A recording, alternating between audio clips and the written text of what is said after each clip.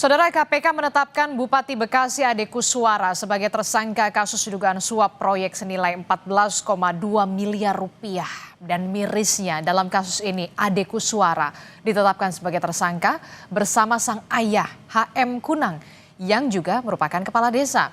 Tidak main-main, saudara. HM Kunang berperan sebagai kurir penerima uang suap yang diberikan secara bertahap. Kita akan bahas soal ini bersama dengan peneliti Pusat Kajian Anti Korupsi Universitas Gadjah Mada. Sudah ada Mas Zainur Rohman melalui sambungan daring. Selamat pagi, Assalamualaikum Mas Zainur. Waalaikumsalam warahmatullahi wabarakatuh. Selamat pagi Mbak Adisti. Iya, ini kan miris sekali ya, begitu ya, seorang bupati, begitu ya, pucuk pimpinan dari Kabupaten Bekasi, Jawa Barat ini menjadi tersangka ditangkap dalam operasi tangkap tangan, bahkan bersama sang ayah yang merupakan kepala desa. Bahkan peran dari sang ayah menjadi kurir, begitu ya. Nah, bapak anak jadi tersangka dalam kasus korupsi. Bagaimana kemudian Anda melihat kasus ini? Apa yang salah di sini?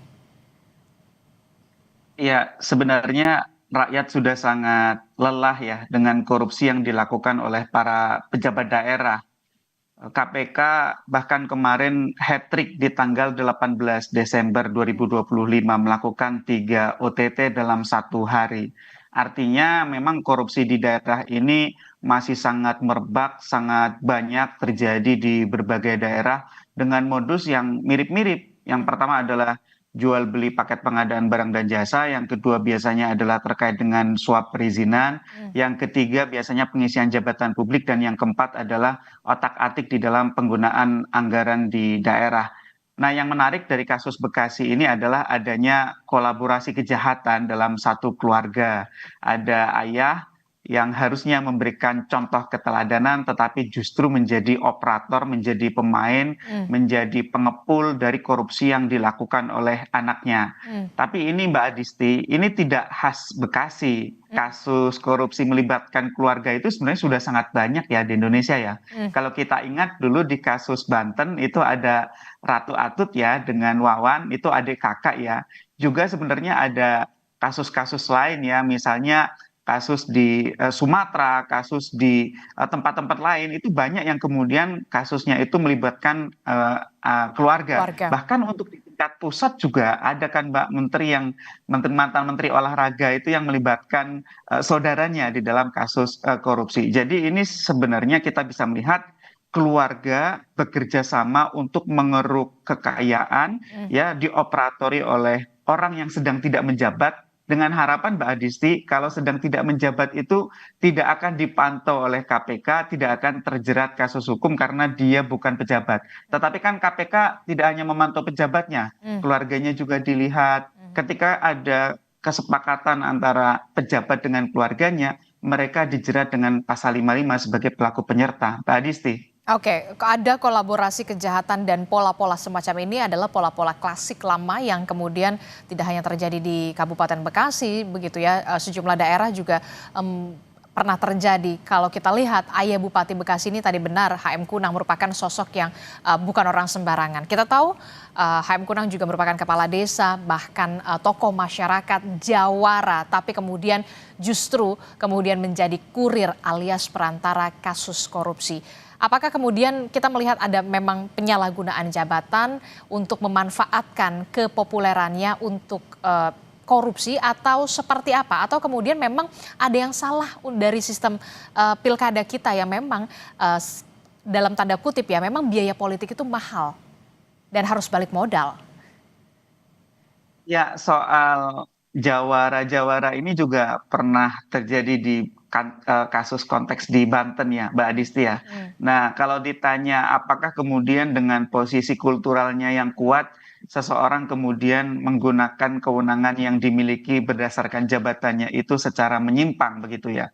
Ya itu bisa gitu ya. Jadi semakin tinggi posisi kulturalnya, ketika dia memegang posisi struktural, dia lebih abuse, lebih kuat potensinya untuk menyimpang karena kontrol yang lemah. Nah, yang kedua tadi pertanyaan Mbak Adisti, Apakah ini disebabkan karena biaya politik yang tinggi? Betul, Mbak Adisti, karena memang biaya politik kita itu sangat tinggi sehingga ada kebutuhan untuk mengembalikan modal dan memupuk modal untuk kontestasi berikutnya. Yang jadi pertanyaan, mengapa biaya politik di Indonesia itu khususnya terkait dengan pemilihan kepala daerah sangat tinggi, Mbak Adisti? Hmm. Ada dua komponen utama yang menyebabkan biaya politik itu sangat tinggi di pemilihan kepala daerah. Yang pertama adalah kandidasi buying, membeli perahu, membeli dukungan dari parpol pengusung. Yang kedua adalah vote buying, membeli pemilih dalam bentuk serangan fajar. Hmm. Jadi ini ada peran serta parpol yang menyebabkan kenapa pilkada kita itu menjadi mahal, Mbak Adisti. Hmm. Nah, sehingga ini tidak make sense ketika sekarang kemudian beberapa parpol memberikan usulan obat untuk mengatasi korupsi di daerah itu dengan pemilihan secara langsung oleh DPRD, bukan oleh rakyat gitu ya. Nah, itu kan apa penyakitnya dan apa obatnya itu kan tidak cocok. Hmm. Yang menjadi penyebab atau penyakitnya itu kan sebenarnya adalah parpol itu sendiri. Kenapa kemudian kewenangan untuk memilih akan diberikan parpol yang duduk di kursi dewan? Apakah tidak akan semakin korup situasi kita gitu? Nah, yang ketiga Mbak Adisti yang menarik dari kasus Bekasi ini kan ijon Mbak Adisti. Ya. Jadi proyeknya itu belum ada ya, biar publik semakin jelas nih. Jadi belum ada proyeknya, tetapi paket-paketnya itu sudah dijual. Artinya nanti kalau ada lelang, ada apa namanya pengadaan barang dan jasa, itu semua hanya sandiwara Mbak Adisti. Pemenangnya itu sudah ditentukan jauh hari. Hmm. Nah, kasus yang sama persis ada di Provinsi Sumatera Utara Hmm. yang melibatkan Topan. Ketika itu Topan sebagai Kepala Dinas apa namanya PUPR itu mengajak Bobi Nasution, Gubernur Sumatera Utara untuk keliling-keliling meninjau calon proyek, mengajak kontraktor yang akan membeli ijonnya Mbak Adisti. Hmm. Nah, di kasus Bekasi ini kontraktor itu bernama Sarjan. Sedangkan yang kemudian mengatur proyeknya ini adalah HM Kunang, ayah dari Ade Kuswara Kunang, Bupati Bekasi.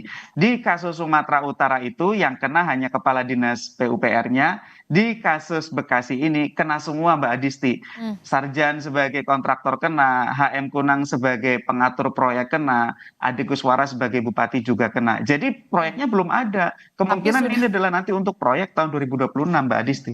Oke, kalau kita lihat berarti kan ini kan untuk proyek itu kan sebenarnya semuanya harusnya sudah berbasis elektronik begitu ya, lelangnya begitu ya, tender lelang untuk bisa menutup adanya celah-celah nepotisme di sana sebenarnya, apa namanya, cita-citanya. Tapi kemudian ini menjadi ilusi sistem elektronik dan manusia yang ada di balik layar. Jadi man behind the screen begitu ya. Nah, apa yang perlu dicermati dari ini? Kalau kita lihat memang sebenarnya aturannya sudah jelas. Kalau ada tender lelang dan segala macam proyeknya ini sesuai dengan elektronik begitu ya. Semuanya tidak bisa untuk menutup celah nepotisme. Tapi ternyata ini tidak berarti begitu ya. Ini buktinya ada ijon proyek. Ya, elektronik itu kan hanya salah satu cara ya. Tapi ternyata semua masih bisa dimainkan, Mbak Adisti. Bahkan ya, permainan mengintervensi sistem elektronik itu juga terjadi di berbagai kasus yang sudah pernah disidangkan terkait dengan tindak pidana korupsi. Peran dari pejabat itu masih sangat besar untuk menentukan siapa yang dimenangkan di dalam lelang tersebut. Nah, nanti biasanya ketika itu sudah di set up sejak awal, yang ikut lelang pun Mbak Adisti itu sudah diatur sedemikian rupa. Misalnya ada 10 peserta lelang. Sebenarnya dari 10 peserta lelang tersebut semuanya sudah sering terhubung.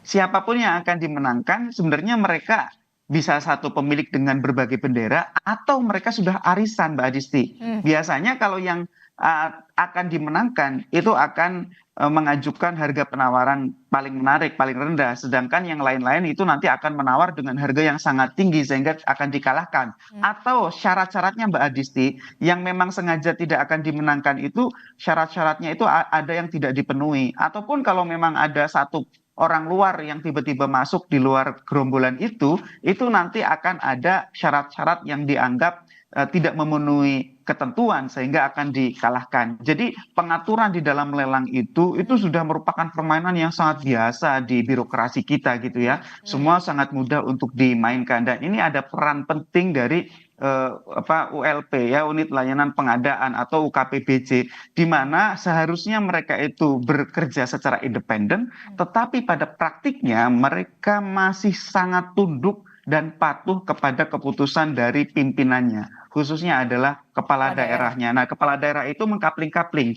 proyek ABC untuk si X, proyek DEF untuk Y, dan seterusnya. Dan masing-masing ada harganya Mbak Adisti, biasanya antara 7 sampai 15%. Itu di luar nanti mereka sendiri di antara sesama penyedia barang dan jasa akan arisan, akan mengatur kesepakatan. Kemudian biasanya yang membeli seperti proyek ijon ini Mbak Adisti, itu mereka itu bukan pelaksananya. Nanti sama pengijon ini akan dijual kepada perusahaan-perusahaan yang real sebagai pelaksana atau biasanya adalah subkontraktor-subkontraktor itu. Jadi orang hanya jualan kertas itu bisa dapat keuntungan yang sangat besar ketika mereka punya akses kepada kepala daerah. Mbak Adisti. Oke, jadi apapun sebenarnya mekanismenya, aturannya sebagaimanapun untuk menutup celah-celah itu kalau bukan dari pucuk pimpinannya yang bersih ya sama saja begitu ya.